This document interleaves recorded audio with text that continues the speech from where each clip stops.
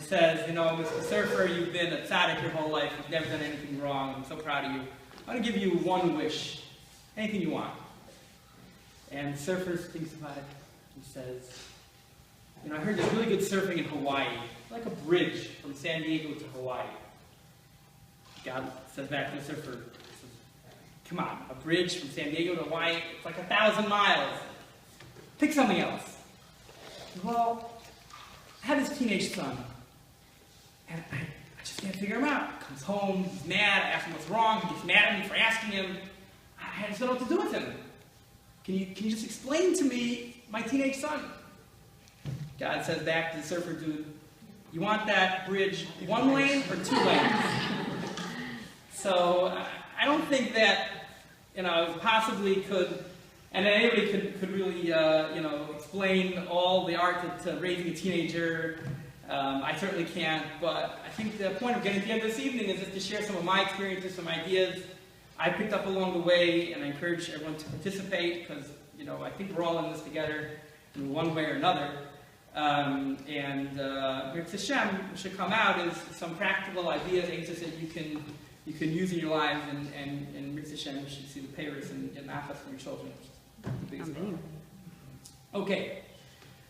When you look back in Parshas Toldos, you see a funny thing. It says that V'gadlu hanarim, that Yaakov and Esav got older. And Rashi says that they were 13 years old when they started showing signs of Yaakov being a tzaddik and Esav being a rasha. And then somewhere else Rashi says, we'll keep looking later, that at 15, when the boys were 15 years old, Avram died, so you shouldn't see Esav becoming a rasha. This is obvious kasha. If Esav started to become a rasha at 13, why is it that Hashem waited till 15 to have Avram pass away? Avram should have passed away at 13 when Avram should have passed away when Esav was 13 years old to prevent him seeing Esav turning into Russia. Why give Avram tzara those 2 years of watching Esav going off, off the wrong end? So Sif Chacham gives an unbelievable insight into childbearing, especially teenage years, between the ages of 13 and 15. It says that at 13, there are elements of a child's behavior that are evident that you don't see the full actions yet, but you start to see a child's real personality coming through at 13. You won't see terrible, even Esav wasn't doing anything that Avram would have gotten back to Avram's ear as being terrible, but you start to see that personality coming out. And that personality coming out was apparent to those who were looking carefully at 13 years old, even though it didn't turn into anything terrible until 15. But at 13 years old, you can already start to realize or sense what the true personality of a teenager is, and of a future adult. And that's part of what makes parenting a teenager so difficult, because we're used to, our child's younger years, that they are very influenced by what we tell them to do. They follow, and it's hard to sense what they're really thinking, what's really going on inside their heads. At 13, it starts to come out what their real personality, they start to think on their own. They start to be independent to a certain extent. And that independence can be misread, first of all, but also you have to be aware that this is a person we're talking to now, 13 years old. This is their real self. And the reason why you didn't see that at 11 and 12 is because at that point they really weren't themselves yet. It was hidden. It was covered up. Even Esav, he couldn't have told what his personality was. Now you're starting to see a personality. It doesn't mean that the child's going to be difficult the whole life. There's certain issues specific to teenagers, but you're starting to see a little bit of the real person. You're starting to deal with not just a child, but a mini adult. And really, we know that the Torah at 13 years old calls a child at 13 years old, a child is closer to being an adult in halacha than to being a child. Even though there are certain things in halacha, you're not an adult until you're 20. But for a lot of things, 13 we call somebody an adult. So there's real personality. There's a real person there once a child hits 13 years old. And maybe the most apparent, the first thing that you'll notice when a child becomes a teenager is something that David HaMelech warned Shlomo Melech about. In his last address of his lifetime to Shlomo, the first words he gave to him were, Chazakta v'yosel ish. Be strong and be a man. I think Rabbi Harrison correct me, I think he's teaching it. But I think he was 9 years old at the time. Shlomo, I think, was around 9. So he was not yet a teenager, but he told, I want you to be a man. And the Rabbi explains, what does that mean to be a man? It means you don't be a nar, don't be a child. Ask advice. Ask somebody else before you act. Make sure to ask advice. Which means, by working backwards, that being a nar, which means being a young boy, which I don't think means a child under 13, but being a nar means someone who's acting as a young child, is always thinking that you're right. That's the most apparent, and I would say one of the biggest challenges of dealing with the teen, is that the teen thinks they've got it all figured out, and that you as a parent certainly don't have anything, but really adults in general. They may have more information than the child has, but in terms of decision making, if they had all the facts on the table and you had all the facts on the table, the Maisa Naris, being a Nar, means being a young man or woman, means you think that you have the ability to figure things out for yourself. You think you have that ability. That's what it means to be a Nar. That's what I believe the Rabbi is trying to say. And David was cautioning Shlomo, who was going to be the Chacham Mikol Adam, that you may be very smart and you may be very wise. You may have a lot of book smart, so to say. But know that you need to ask advice, which, again, in reverse means that a teenager, by definition, the first reaction is not going to be to ask advice on how to solve a problem. Once they have all the facts on the table, they're going to try to solve it themselves, and they may or may not ask you for your help. And how do we deal with that when we see them making choices which we don't agree with? What can we do when they're not necessarily looking for help? The three emotions, or the most bothersome emotions that you might notice in a teenager, is anger, loneliness, and confusion. A lot of this comes from the fact that they're very aware they're starting to become very aware of the society around them, and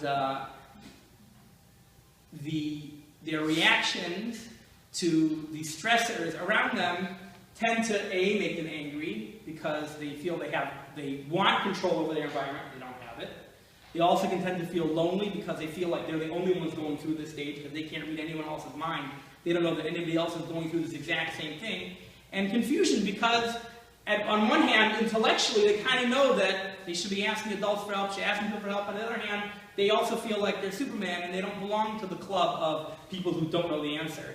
So therefore, it leads to confusion. So anger, loneliness, and confusion certainly are three emotions that you have to be aware of in teenagers. And then, of course, the ever-present fourth one is a lack of success, whether it be a lack of academic success or a lack of social success for a teenager, can also very much impact their self-esteem. And when a teenager's self-esteem suffers, it can lead to defensiveness, pessimism about the future, hostility, aggression, from that when they don't feel good about themselves. So another thing to be cautious of is what do we do about when we sense that a teen doesn't have the proper self-esteem? How can we steer them back onto the right road? I broke down the approach here into three pillars. We'll get to each pillar individually, and we'll go through each one by one. But before we go through the pillars, there's one overarching concept that we need to understand. And this is based on a story Ray Feinberg likes to tell. And that is that you can imagine there are three people laying bricks. And he asks the first one, "What are you doing?" He says, I'm putting one brick on top of the other. That's what I'm doing. That's the other guy, "What are you doing?" He says, "Well, I'm getting paid to do this, to put one brick on top of the other. And so I'm supporting my family by putting one brick on top of the other." And he asks the other guy, "What are you doing?" He says, "I'm building the tallest skyscraper in the world." So you can have, in terms of child rearing, you can have the same child sitting at home doing their homework. And you can ask the child, "What are you doing?" Or parent interacting with a child. And the parent, one child will say, "I'm trying to figure out what 2 + 2 is." Another child will say, "Well, I'm trying to finish my homework so I get a good grade in the class." And the third child will say, "Well, I'm getting an education so I can be successful in life." And the same thing is true when we interact with our kids. I'm trying to get my kid to do his homework, I'm trying to get him to pass the class, or my interaction with my child, what it should be, is realizing that every single interaction we have is being imprinted onto the child and it really is laying the foundation for his future, in terms of the here and now, present, and also in terms of what he's going to become. Every interaction really is important, and it's a tremendous achayus to carry. That to realize that every interaction that we have with our kids is important, but it really what it boils down to. We shouldn't think that tonight's interaction is just tonight. It really is one of a finite number of interactions that we're going to have until they reach adulthood. Just, even if we have daily interactions, you add them up. How many you got? 2,500, 3,000? Each one is, a third of a percent or a third of a tenth of a percent, but they all add up. And each interaction is important. We need to take them, take each one individually. Okay. The first pillar is, in terms of raising a successful teenager, is, to break it down to one word, I'd call it love. But I'd like to break that love into two parts. And the first part is something which you may or may not be familiar with. But so that'll tell us that when Esav got married, the first two women he married were Canaanite women, and they were doing avodah zarah in the house. And the pasuk says, "Tiana l'maras ruach leYitzchak u'leRivka." It was a maras ruach. It was bitter to the souls. I don't know. It was upsetting to Yitzchak and Rivka that they were doing avodah zarah in the house. Vexing. Thank you. Great. So Rashi says, what were they doing? He says, "Tiana l'maras ruach." They were doing something vexing to Yitzchak and Rivka. And Rashi says, what was it? Avodah zarah. And since the Chaim says, how did Rashi know it was avodah zarah? There's no medrash that says they were doing avodah zarah in the house. How did Rashi know from the psukim? And since the Chaim says, simple. It had to be avodah zarah. Why?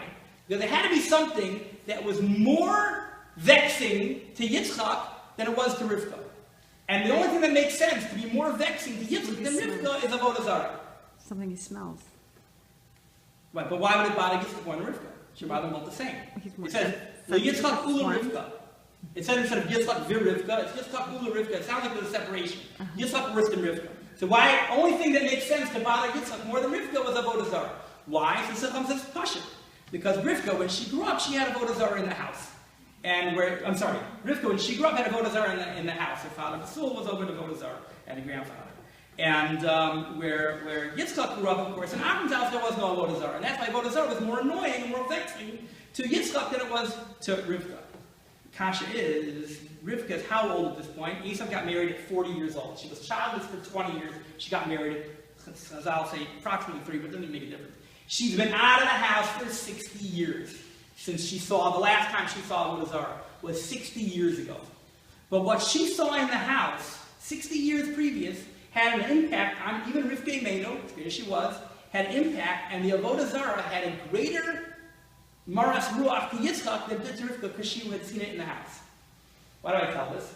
Because the relationship that we have with our spouses really is the template for our teenagers' future relationships with their spouses. The way we interact and talk and treat our spouses becomes the mama lashon, so to say, for how our kids will interact with their spouses. So we have to know that there has to be, I don't say it has to be, but when there is love in the house, and I'm not getting into the halachas of exactly what type of endearment you show in front of kids or shouldn't show in front of the kids. I'm not getting into that. But certainly you can't, if there's disputes, if there's a lack of shalom in the respect that the child doesn't feel that there is that love in the house, it's going to imprint on that kid and he'll take it into his future. So it's really important to put time and effort into our relationship with our spouses in such a way that, besides the fact that obviously we know that Isha Shalom B'neihem, Shechina B'neihem, that it brings the Kadosh Baruch Hu into the house, it brings Shalom, and it's a beautiful thing, but also if we want our kids to have successful marriages, we need to have successful marriages. And we need to know that our kids know of the relationship that we have with our spouses. Not getting involved in terms of showing affection in front of kids, speak to your local Orthodox rabbi, now I'm speaking about. But just in terms of the kids can tell. And just the way spouses interact, realize you are laying the foundation. You are writing the script, so to say, for deviation. Doesn't mean that every kid is sentenced to act with their spouse how they saw their parents act. Absolutely not. But you are creating that template. You're creating that mama lashon in how we interact. So it's an important thing to keep in mind that as we interact, we're laying that foundation. We find it also by, just doing one more chazal, same idea, we find that Lot broke apart from Avram Avinu, and when he left Avram, it says he traveled Mikedem. He traveled from Kedem, and Rashi says, Mikadmo Sha'olam, he left God. When he left Avram, he was saying, I'Afshi ba'Avram, I'Afshi b'Elakav. I don't want God, and I don't want Avram, I don't want his God. He really was having a tremendous spiritual challenge at that point, moving to Sodom.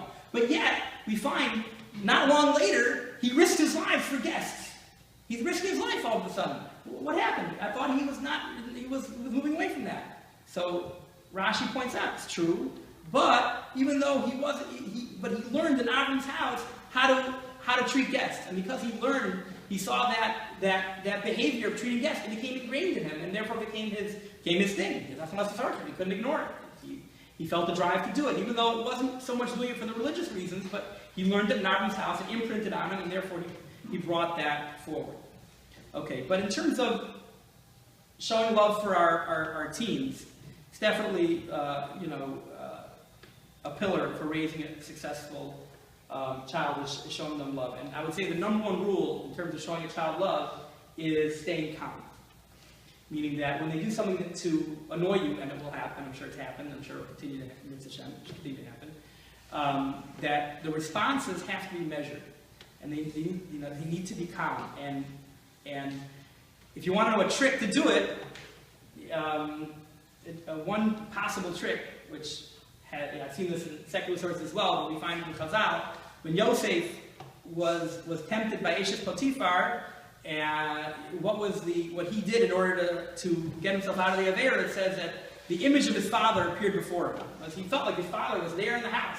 Like, how can I do an Aveira if my father's here? So this is what they call the 24-karat golden rule, which is not only not doing to others you want done to yourself, but doing to others what you would do if someone else is watching. Now, imagine that whatever just happened that you're so upset about and you have to tell them right now, just imagine you have a guest over and they're sitting in the living room and they're hearing what you're saying. If you conjure up that image of, okay, I need to handle the situation, obviously the situation is something that needs to be addressed. Even if there was a guest here, I would address it. But address it in the way you would if someone else were listening. And not in the way that you would if you were alone with your child. You might say something that you would regret later. But one eitzah is this the way you would act if someone else was listening? Of course, every response needs to be, a kid does something, you need to respond to it. There's no question. We'll talk more about that a little later. But one idea is just, what would you do if there was someone else in the room who was listening, someone else in the house who would be able to overhear the conversation? How would you speak? So that's one eitzah that you can use in terms of reacting to a team. The other ways to show love to a teen, again, I'm sure if we went around the room, everyone would come up with responses. The number one way, of course, is spending time. Of course, everyone is very tight on time, and it's a very hard thing to spend. But it's an investment, It's an investment to spend time with doing something they enjoy, or even if it's not. If you're going shopping, take a kid with you, Let him, let him come along. Whatever it is, any way you can organize it to spend time is obviously, I'm sure everybody knows that. And another aid that you can do is to share interests, to try to find a way of what piques your kids' interest and find a way to build on it together. It might be that they enjoy, I know there were some kids who enjoyed model rockets, so you build it with them. They might enjoy a certain book, so maybe read it and then you'll talk about it with them. You might follow a certain sports team. So invest a few minutes into researching the team a little bit and find out what happened in the game, and just so you can talk with them about it. It goes a huge way to building a relationship and really showing that you care. If you care about what they care about, then by using the transitive property, they also feel like you care about them. And in the negative way, if you don't care about what they don't care, if you don't care about what they care about, then you're in essence also subconsciously putting a certain amount of space between you and your kid. And I would say one other way to do it is to find, something we're going to come back to later, is to find something they're good at and praise them on it. Find something that they do well. And find a way to just, if they are a, for example, because I know a kid does this, they're a cook and they make potato in your house. they made the best potato kugel. I've never tasted potato kugel better than that.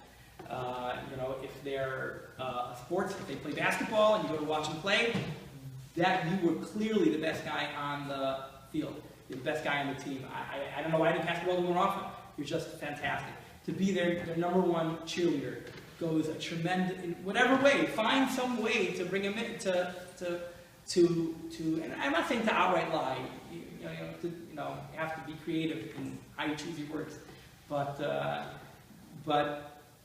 to be their cheerleader, and that can develop a tremendous amount of a kesher with teams. There's so many teams that feel like they don't have anybody in their corner. It's an unfortunate thing. I mean, again, I've dealt with a lot of teams over the years, and one reoccurring theme that you hear from them is that the parents don't get it. And what does that mean? They don't appreciate what I'm good at. So if you try to find those areas where they're good and be their cheerleader, it goes a long way to building that relationship, that loving relationship. To appreciate what they appreciate and to find the greatness in them and to build it up and make sure that they're aware of how much you appreciate their greatness. Okay. Good. Second pillar in parenting successful teenagers is to create the ability for teenagers to have personal space. Something that a young child certainly doesn't need. Until the age of 9 or so, you probably won't see it at all, a kid's need for, desire for privacy. But as children get older, especially once they enter the teenage years, they need a certain amount of space, which means self-determination, which means talk about space in terms of emotionally, physically, but they need a certain amount of their own domain, so to say. Let's first look at it from an emotional perspective. Many times, kids will walk in and they don't want to talk. What happened today? They'll say, you see they're upset. What happened? You look upset. They're not communicating. So, in one hand, you want to respect that space. If they don't want to communicate, you don't want to necessarily trying to pry and trying to bully it out of them, so to say, is going to backfire on you because then you're violating that space. So what can you do in order to give them their space, but yet still you're the parent and you want to know what's bothering them, you have a natural desire to know what's going on, so what can you do? So we can see that you can kind of take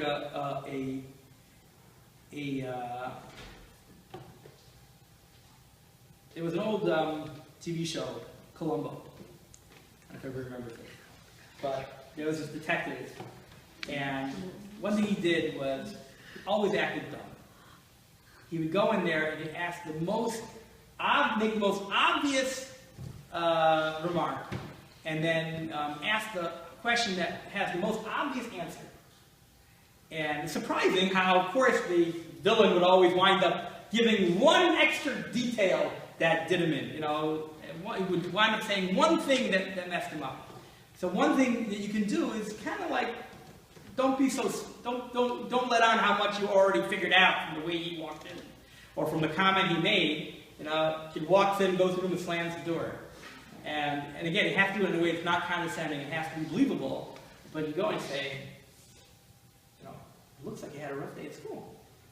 Now, they already know that you know that. But if you say it with enough conviction, they may open up and say, that Mr. So-and-so or that Mrs. So-and-so, I never want to go back to that class, or I do way too much homework, or my friend so-and-so, I never want to see him again. I said, oh, wow. Was there a problem between you? And it sounds like the most obvious question. I just told you I don't want to see him. But by asking the obvious question, was there a problem between you and so-and-so today?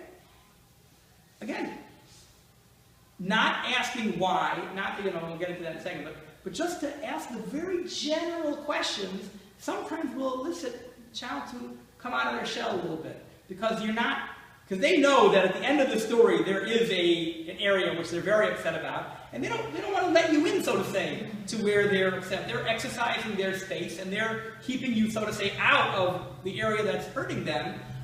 So the way you can come in sometimes is from the outside by asking very, very general questions, and then you can kind of sneak in the back door. Another eitzah in that regard is to ask what questions instead of why questions.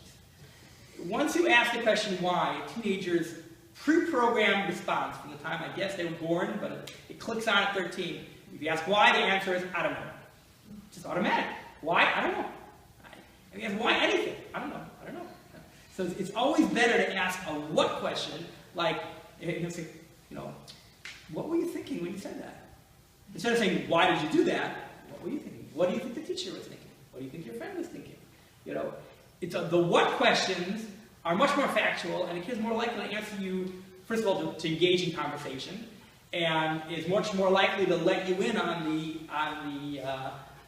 the big secret when it's a what question as opposed to a why. Why did you do that? Why did you do that? Why didn't you do this? Why? So a lot of times you ask why, you'll get the I don't know. So instead of asking why, ask what, and you might be surprised with the response. We even find, by the way, in Chazal, we're not doing with teenagers, but we find by Adam, Chaim, Bilam, and Chizkiyahu that Kadosh Baruch Hu came to them and asked them very obvious questions. By Adam, the question was like, Ayeka, where are you?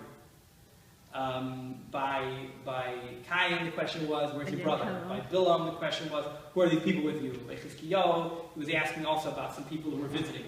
Who are these people? And in each case, they didn't get the hint.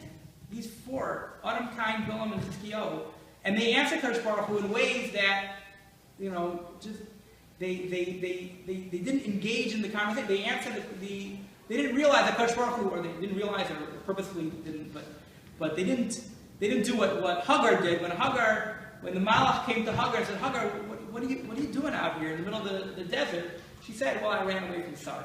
And she calls her Sarah Devirte, Sarah her master, meaning I realized I was wrong and I have to go back. And then she goes back. And she said, basically, she made a mistake and she's going back. She understood from the question. But we see so many times that you can ask an obvious question and people won't necessarily realize what's going on behind the scenes in the question. So your teen may, if you ask the direct question, you may get resistance. But you ask a roundabout question, you may very well share with you things that they wouldn't have shared otherwise. Okay. Speaking also about space, in terms of physical space, teenagers have a greater need for physical space. And sometimes very difficult, especially in large families, to be able to have separate rooms for everybody. But in their room, it's important that there should be an area which is kadosh kadashim for them. It could be a desk, it could be a dresser, it could be a bed, a dresser, and a desk, but something area where they can call their own, and they can, you can definitely create incentive or whatever it is to keep it clean, but they should feel like they have ownership over a space. A kid who has a space is doma. You can't compare to a kid who feels like he doesn't have a space. It's definitely important that a kid feel like he has a space. So that's in terms of a physical space. When talking about a physical space, it's also I guess an opportunity just to throw in a plug to when it comes in terms of technology. It's not really related to space, but in terms of technology, again, we have to be really on our guard. The kids are very smart and they know all the tricks. And we have to be very careful in terms of whatever technology they have access to realize that it can be very damaging, and that just be a good idea. It could really be life altering in terms of their future, and just that you should not overestimate your ability to manage technology. At the same time, you need to educate yourself and know how it is so you can make sure to control whatever is going on, whether it be having computers only in a public part of the house. I greatly discourage laptops of any kind, really, because once technology leaves a public area of the house, there's really no way to know know what's going on. So computers in a public area of the house, filtering, monitoring, and personal devices, really to limit internet, YouTube, or any other type of video file sharing ideas on any personal electronics, but it's just an aside. Okay. All right. Getting into space, getting back into the idea of space. So you've already opened up your teenager, you've got them discussing, now they're opening up and they're discussing how can you help them cope with the issues that they're having. So it happens to be that there's Dr. David Pelkowitz, I heard from him on more than one occasion. He always quotes this pasuk in Mishlei, and it's a Gemara in Yuma, the comment says, Daga b'leivish, Yashchena, I'm not sure which way it is in the Tehillim, I forgot, because he always says, the Gemara reads it punctuates it two different ways. Either Yashchena, meaning it really means that it should be shared. If a person has a burden, it should be shared. But the Gemara Yuma explains it two different ways. As either Yashchena, meaning Yashchena midaito. This is the machlokes between Rabbi and Rabbi. One holds that if a person has a worry, Yashchena midaito, you should try to forget it. And the other one says, Da'aga b'leivish, Yasichena la'acherim. You should tell it over to somebody else. Machlokes between Amoraim, what the pasuk is referring to.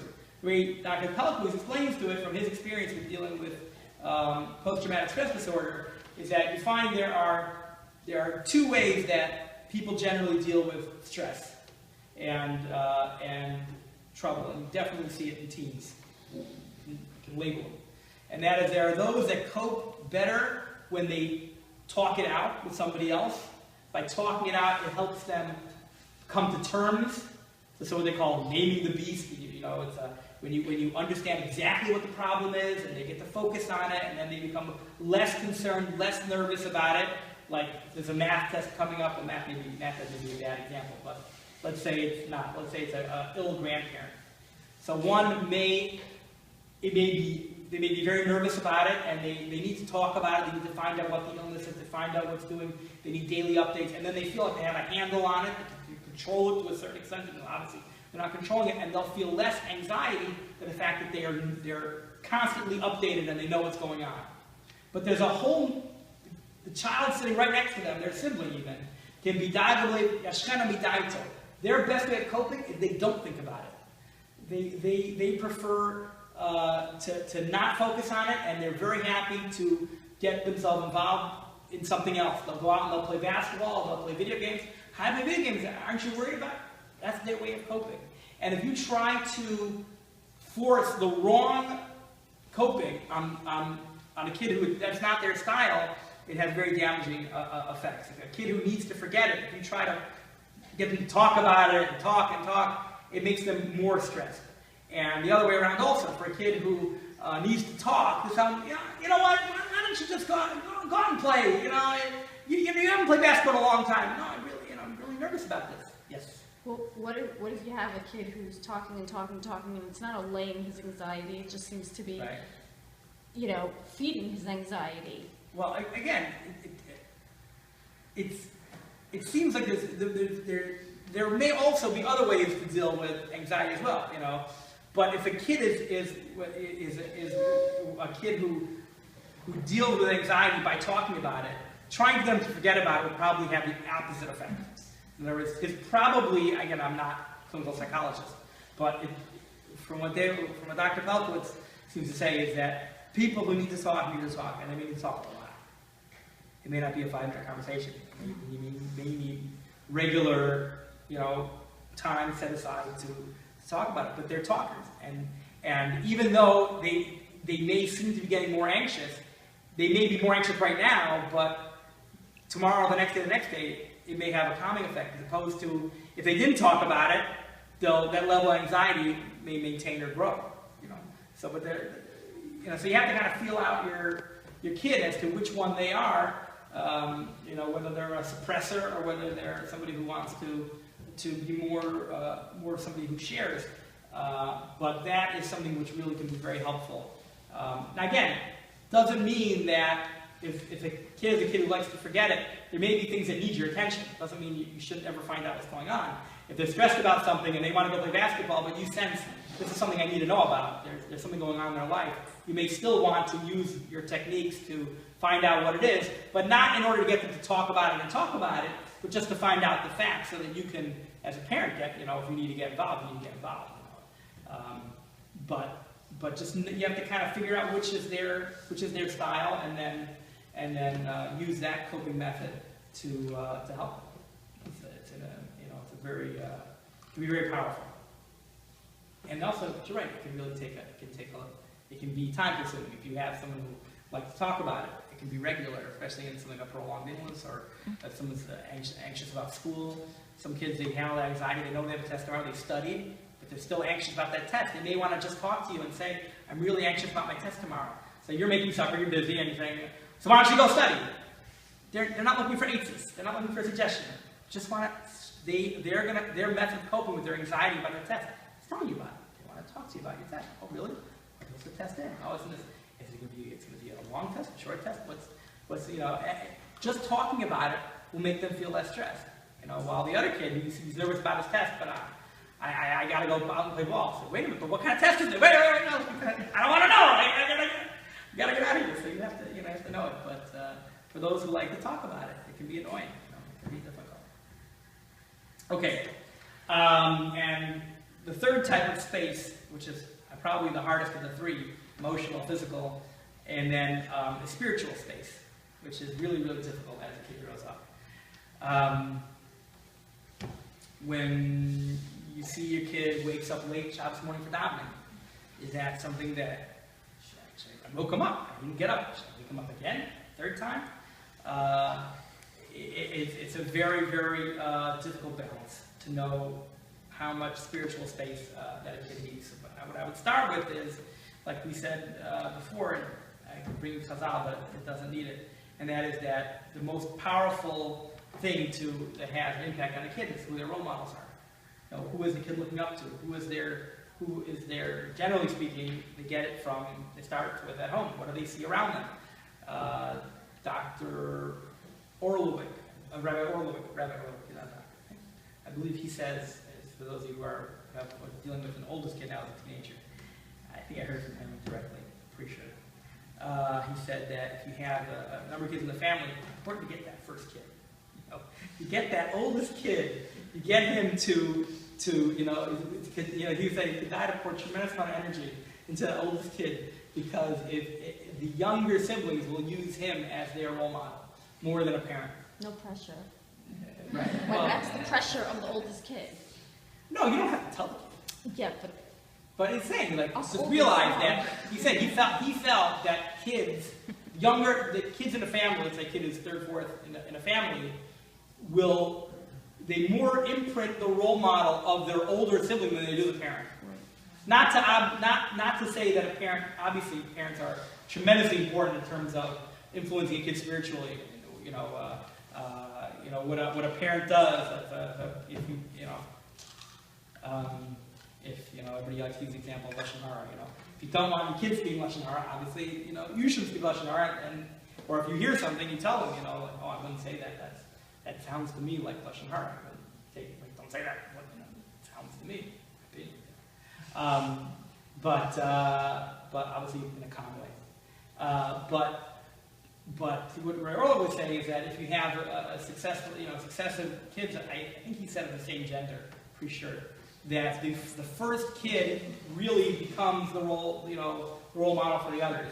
So again, no pressure. You don't want to necessarily over-pressurize that kid, but realize that it's kedai to use whatever tactics you have available to try to push that oldest kid. Again, not to push. We'll get into that in a second, but to realize the importance that an oldest child has for his younger siblings, whether it be a son or a daughter. That they really. So the role model, who they're looking up to, is obviously a big part in influencing a child in a non-pressurized way, giving them good role models. And another way to look at role models is to edify those who you want your kids to be like. If there is a person in the community, if there's an older boy or girl who you would like your kid to be like, have them around. Figure out ways to get them into the house and talk about talk about this kid. Not in a way to make your kid jealous, but just makes you realize that when you give chashivas, when you edify, whether it be a teenager or an adult, it could be the Rabbi of the shul, it could be another person in the community, it could be an older sibling, it could be an uncle. But when you edify that person, the kids read that and they sense that, and because one of the strongest forces of a kid is to get your approval, it gets in there that they know that that's what you want them to be like, without having to come out and say, I'd like you to be like them. But when you edify and you praise and you point out the milas of another individual, that's one way that you can push a child in a non-threatening way into a certain direction. But let's say, besides role models, what else can we do to motivate our kids? So basically, there are two types of motivators out there. There are intrinsic motivators and extrinsic motivators. There are motivators that a kid will feel good about what they did because internally they get hana, they get pleasure out of doing the right thing. And then extrinsic motivators are when you give them a reward system. It's always better, when possible, to use intrinsic motivators than extrinsic motivators, because when you take away the motivation, then they may stop. They may stop the behavior. So if you tell one system you could use is, if you want to create an incentive plan, I always urge that incentive plan should be no longer than 2 weeks long. For a teenager, 2 weeks is like, in adult years it's like 7 years. It's a month and a half, it's 2 months. 2 weeks for them is a lifetime. Really is a very, very long time. So you use a 2-week system and say, okay, you're talking about getting up for shachris. So you use an incentive plan for getting up for shachris.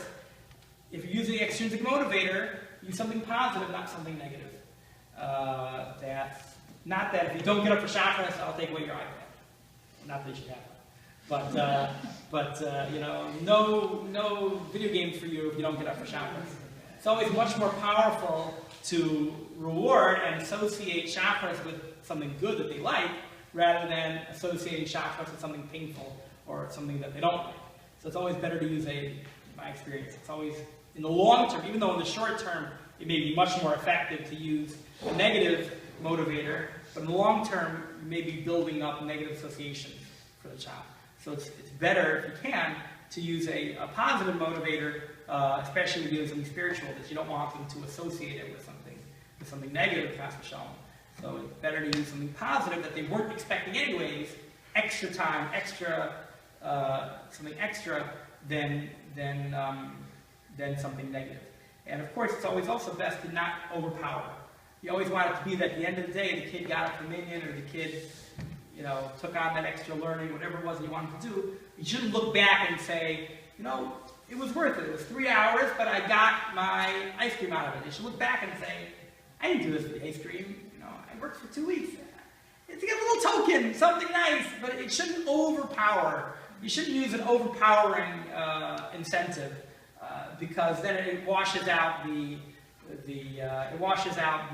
real what you're trying to teach the kid. You're not building the wherewithal for them to deal with the challenge of getting up in the morning if the reward is so great that you may get the behavior you wanted, but you're not building the habit as much as you maybe could by using a smaller prize, and at the end saying, I'm really proud of you that you got up, for those 2 weeks or whatever it is that you're trying to push. And again, it's always good to keep the intrinsic motivation to praise whatever the behavior is, as if they did it for not for the ice cream. I'm really proud of you that you got up, or you did that chesed, or whatever it is that you're trying to teach them, that they did it. Try to praise the intrinsic motivations and play down the extrinsic motivation that that they're after. Okay. Good. We have 14 minutes left. The third pillar. So far we have 2 pillars. One is love. We talk about 2 different types of love. And then we talk about space. We talk primarily about 3 types of space: emotional, physical, and spiritual space. The third one is accountability, which I'm also going to break down into 2 parts. And that is that One type of accountability is a child's responsibility. Children need responsibility. Another type of accountability is, obviously, kids need to have limits. They need to, a kid who does not have limits is going to be handicapped as an adult. Okay, in terms of responsibilities, we don't have to look any farther than Avram Avinu.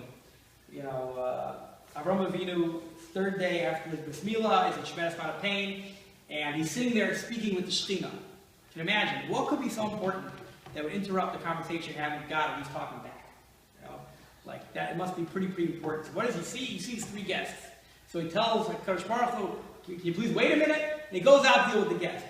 Avram Avinu, the mitzvah Chaim, was so great that he even left speaking to the Shekhinah to go do it. So he goes out, and we know that Avram Avinu, when he went to the Akedah, he saddled his own horses, and we find that also Avram Avinu, when he was welcoming the guests, he did everything himself. Except we find that he got Yishmael to help, to do some of the tasks.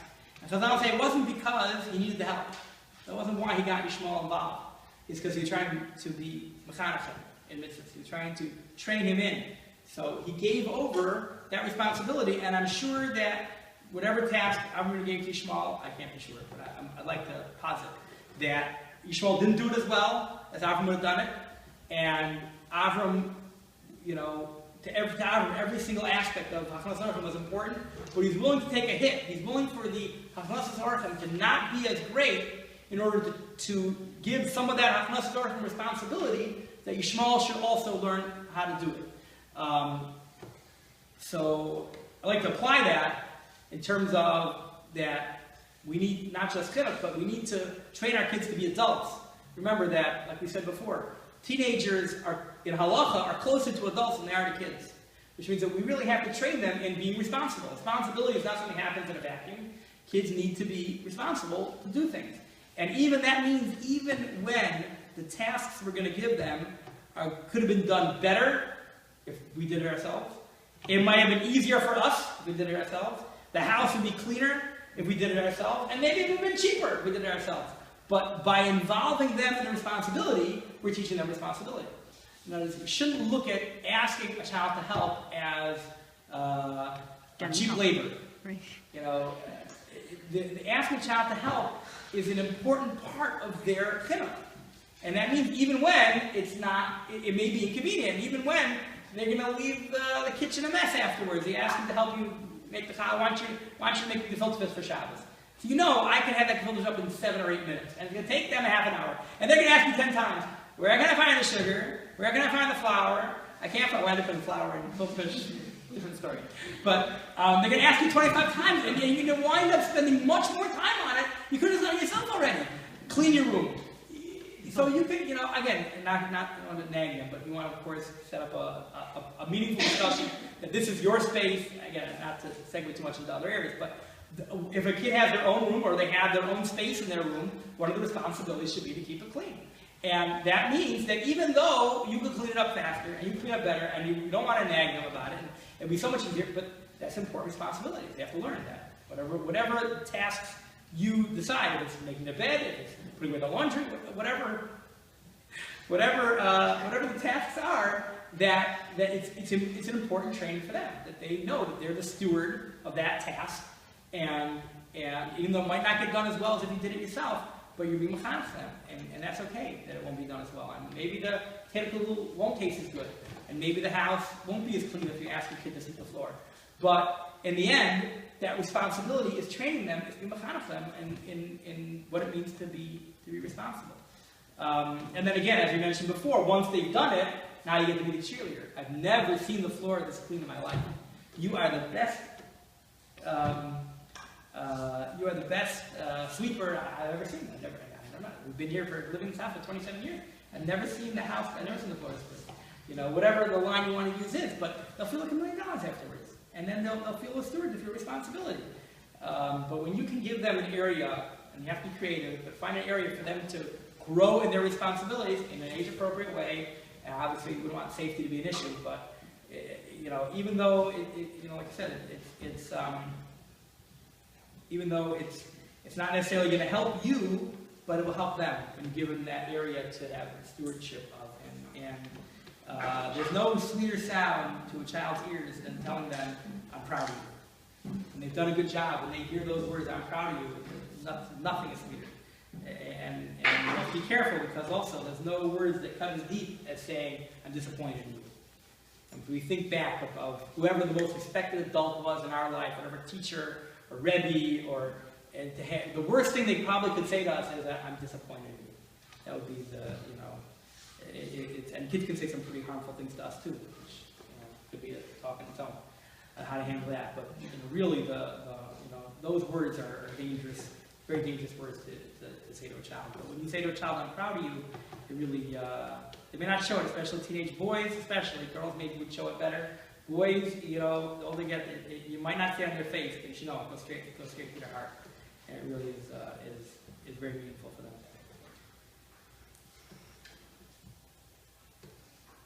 It's very meaningful, right? So it's very meaningful. Okay. Good. I wanted to keep it to an hour, so we'll just quickly go through limits.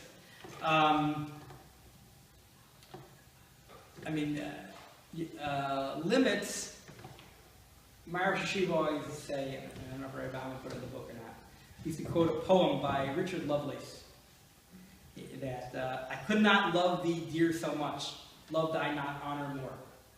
He say all the time. He say that we love our children and we want them to be successful, but we have to be able to stand up for what's right and be able to stand up for what we need, what they need in order to keep themselves safe, the family, what they need to be for their future. And even though we want to convey love to a kid, there needs to be a sense of goals and guidance that is, so to say, stronger, even though it's not really stronger than the love, but the love that we have for our children has to be based on goals. It has to be based on, and that goes down to limits. It means that not everything they do is okay.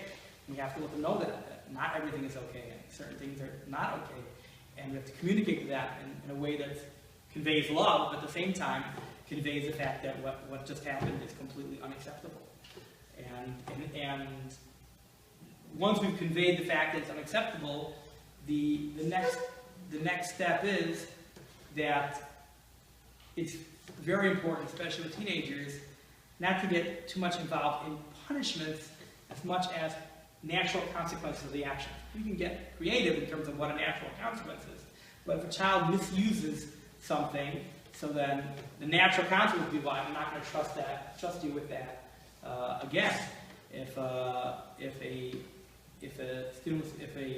child is supposed to be back by a certain time, made up, really needs you to be home by 6, and the child comes in after 6. To have the child punished in the way of, well, now, there's no video game for you tonight, might not align in there unless you figure out a creative way why one equals the other, but it would make sense to say, well, now, next time I need you home at 5, because apparently you have a problem coming home on exactly the time you'll say, so we need to build in an hour buffer. We need to find a way to, so the child doesn't perceive it so much as a punishment, as much as a consequence of what they do, and that way they grow from the experience and they don't feel like they're being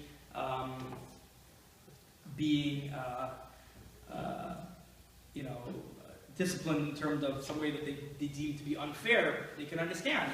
A child this age, teenage years, can understand the consequences of actions.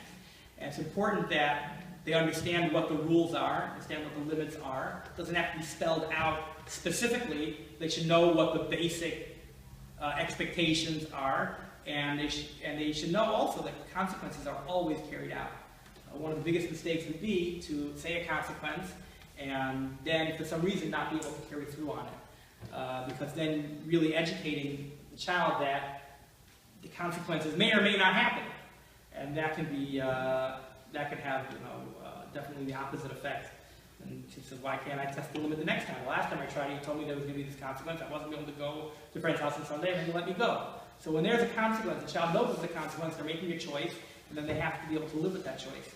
And, that's what parenting is about, giving children choices and helping them choose right. But if they don't choose right, they have to know that, mommy's not always there to pick up the pieces. Or, And that's there always has to be a natural, if you say there's going to be a consequence, it has to happen. At the same time, you can also negotiate and allow a child to save face. Teenagers very easily become embarrassed from the parents and can tend to dig in when you're in a disagreement about something, maybe about a consequence or about something else. Teenagers can tend to dig in, and they're not budging an inch. I'm not going to do it. Not going to happen. So at that point, sometimes you've already won the battle. They really would give in. They're too proud. They're embarrassed to admit they were wrong, or too embarrassed to backtrack. So one creative idea is to allow them some way to save face in the discussion. There may be some corner, maybe they told you that they're not going to do their homework.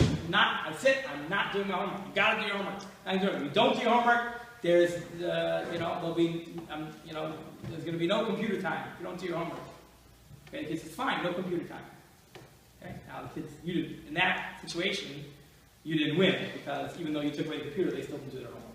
So now, the kid may actually be regretting his decision, but he just dug in. He already said, I'm not doing it. And he's not going to come to you. He or she may come back and say, okay, I changed my mind. Let me change my vote here. But it could also be that you can go over to the child and say, listen, you know what, it's 10 minutes later. So if you don't do your homework, you don't have the computer time. The offer is still on the table.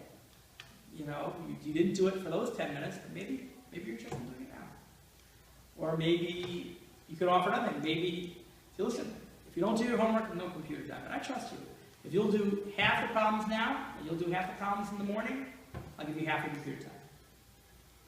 The kid may sit down, and once he's doing it, he may do them all. He may do them all. Because now you've given the opportunity you're carrying through on your consequence, but at the same time, you're willing to negotiate, you're willing to let him save face in the argument. You may find that at that point he'll give in, and he or she will give in, and they're very happily, deals cut, and they'll sit down and do it. Possibly not. But once you've opened up that door, you've allowed them to save face, you've given them time to cool down, and you've given them an out. They may go for it. They may take it. So it's another a practical answer that you can use. It's a good trick to have in the arsenal. Once they've dug in, negotiate. Don't give up on your consequence. It doesn't mean you can't be unreasonable. Negotiate. Cut a small corner. Find a way to allow that. So let's quickly review. 3 pillars. First of all, that parenting, the awesome challenge of it. We said pillar number 1 being love. We talked about love as a template between the interactions that they see has an impact on how they, maybe for years to come, and how they carry through. And also the different ways of the way you can show love for a child ways you can show love for a child by staying calm, by picturing somebody else in the room at that time, and sharing time, sharing interest with them, and being their cheerleader, and always looking for a way to build them up. We talked about giving them space. We talked about meaning of emotional space, of listening, different ideas of how you can get them to talk, not asking necessarily why, but going into what questions, asking obvious questions that you know the answer to. Maybe you'll glean something there that you can use. Talked about also when it comes in terms of their coping and they are speaking, how much is it that they just need to get it off their chest and speak it out with you, and maybe just the opposite, they don't need to speak it out, they need to really, they'll deal with it in other ways by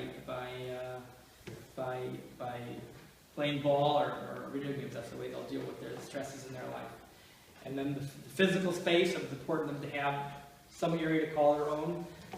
That's a great teenage need. And then spiritual space of not overly pushing, but at the same time having role models and using small extrinsic motivators in small periods of time can help them. And then in terms of the third pillar of accountability, we talk about 2 types of accountability: responsibility, finding ways to make kids responsible for and building up their bank account of being responsible, leaning towards adults, and then limits. And the fact that they need it, life has limits. They have to know that when they violate the limits, there's consequences that are always carried out. Doesn't mean you can't negotiate, but that there's limits. If anybody has any questions, you can talk. Otherwise, the refreshments are open. Thank you everyone for coming. Hope it was productive. Mirz Hashem, we should all get nachas from the kindred. Amen. He went 6 seconds over.